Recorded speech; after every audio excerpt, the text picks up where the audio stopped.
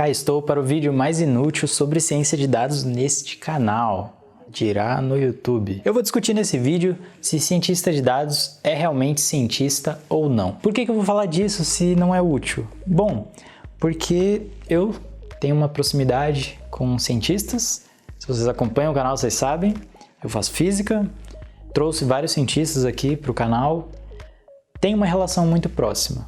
E também gosto muito de Data Science, inclusive, possivelmente eu vou trabalhar por um tempo com isso, coisa que eu não posso comentar agora durante esse vídeo, mas que no futuro aí vocês vão ver que eu tenho uma certa relação com ciência de dados. Quando a gente está falando de alguém que trabalha com ciência de dados, você está falando de um cientista de dados, certo? É esse o termo que a galera usa. Mas será que é cientista mesmo? Então vamos trocar uma ideia aqui que acho que vai ser legal. O termo é completamente incorreto, tipo, é errado, não sei o quê? Até que não. Se você for pensar, o que faz o cientista de dados? Coleta dados ali do mundo, né? Engenharia de dados alguém faz, isso não é propriamente o cientista de dados, mas enfim.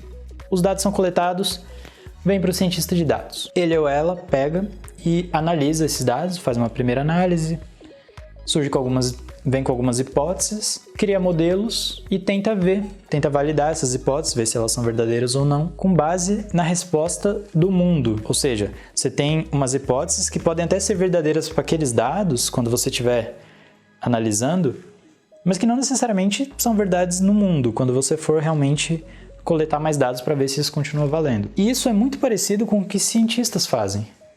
Pensa um físico, por exemplo. Os dados foram coletados de alguma maneira, pode ter sido essa pessoa ou não, e os dados estão lá para você analisar.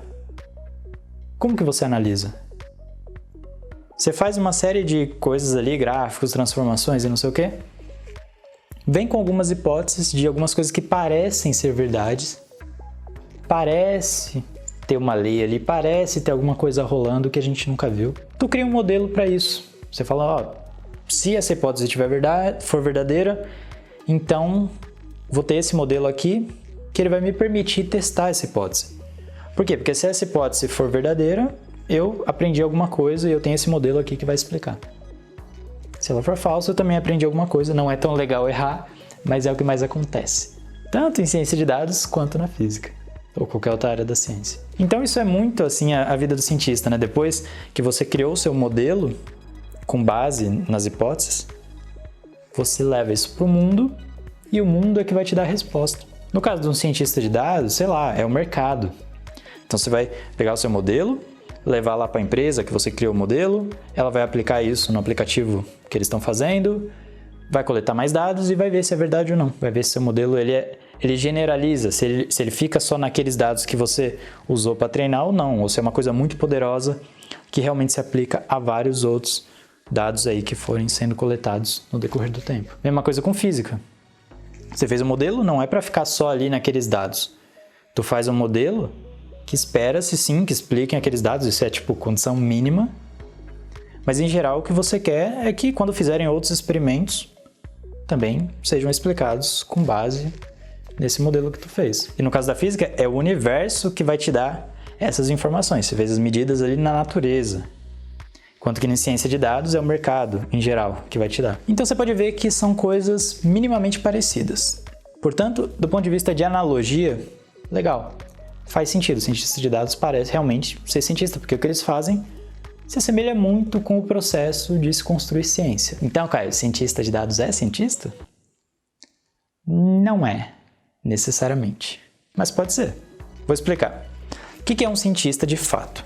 Isso que a gente falou antes tem a ver com o que cientistas fazem, mas é algo ainda muito genérico, é algo ainda meio até infantil, se você for pensar. O que realmente cientistas fazem é publicar artigos que são revisados por pares, e se esses artigos forem bons ou ruins, vai determinar se eles passam ou não. Pensa, tu tá estudando uma área, você veio com algumas hipóteses, sei lá, você acha que você conseguiu entender alguma coisa, você escreveu um artigo científico sobre isso.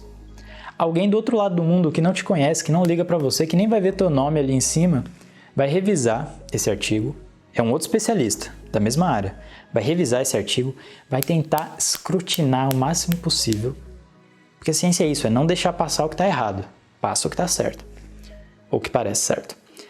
e vai escrutinar. Dependendo do resultado, isso pode ser publicado ou não. E aí tem lugares que aceitam com mais facilidade e outros que são muito rigorosos e costumam ser bastante famosos por conta disso, porque eles têm um crivo muito bom em que só passa coisa que tipo é a nata da nata. E um cientista de dados em geral não faz isso, né, se você for pensar. E você vai falar assim, mas isso é tão relevante quanto aquele resto que você falou no começo? É muito relevante, porque se não for essa etapa, praticamente qualquer área tu vai poder falar que pode ser cientista, e não é bem assim. Porque para você construir conhecimento é uma coisa difícil. Tô falando construir, não tô falando aplicar. Muitos cientistas de dados que a gente conhece hoje, eles aplicam conhecimento construído. Eles não constroem. Nesse sentido, a maioria dos cientistas de dados não são de fato cientistas.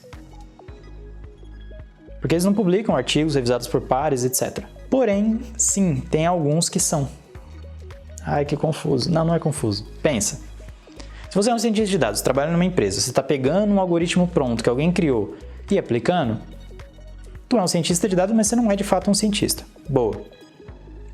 Mas se você, por exemplo, é da Google, sei lá, a Google tem vários times de pesquisa. São times que realmente publicam artigos.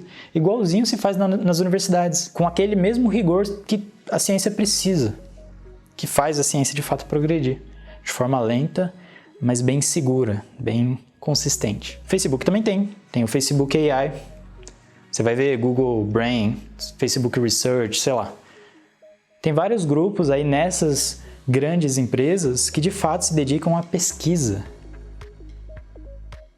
São pesquisadores, eles estão ali para progredir o conhecimento, para gerar modelos que são robustos do ponto de vista teórico, prático, e artigos são publicados. Posso estar te mostrando aí vários, ó. Vamos ver, você vai ver agora um monte de artigo que são de pesquisas do Facebook, da Google e de outros lugares também. Mas você tem que concordar comigo que essa galera é uma minoria, muito minoria, entre os cientistas de dados. A resposta no fim do dia é: tem algum sentido, analogia, cientista de dados, ser um cientista, ter um cientista ali no nome, mas não passa de uma analogia.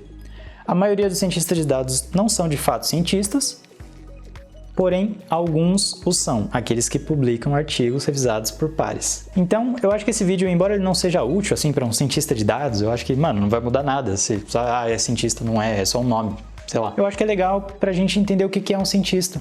É uma deixa boa. Porque, tá tendo a pandemia aí, ou quando você estiver assistindo, talvez já tenha passado, e, convenhamos, cientista é importante pra Dedéu. A gente tem que entender que eles estão aí, que eles existem, o que fazem, o que comem. Demorou? Então esse vídeo era isso. Diz aí o que você achou nos comentários, se você concorda, discorda. Enfim, me diga. Um abração, tchau, tchau.